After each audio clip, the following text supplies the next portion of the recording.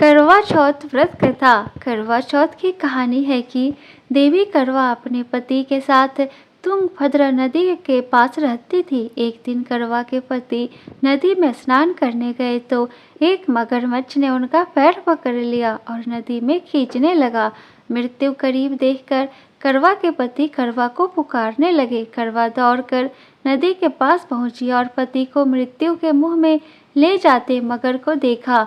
करवा ने तुरंत एक कच्चा धागा लेकर मगरमच्छ को एक पेड़ से बांध दिया। करवा के सतीत्व के कारण मगरमच्छ कच्चे धागे से ऐसा बंधा कि टस से मस नहीं हो पा रहा था।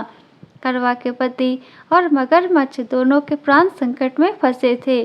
करवा ने यमराज को पुकारा और अपने पति को जीवन दान देने और मगरमच्छ को मृत्यु दंड देने के लिए कहा। यमराज ने कहा, मैं ऐसा नहीं कर सकता क्योंकि अभी मगरमच्छ की आयु शेष है और तुम्हारे पति की आयु पूरी हो चुकी है। क्रोधित होकर करवा ने यमराज से कहा, अगर आपने ऐसा नहीं किया तो मैं आपको श्राप दे दूंगी। सती के श्राप से भयभीत होकर यमराज ने तुरंत मगरमच्छ को यमलोक भेज दिया और करवा के पति को जीवन दान दिया।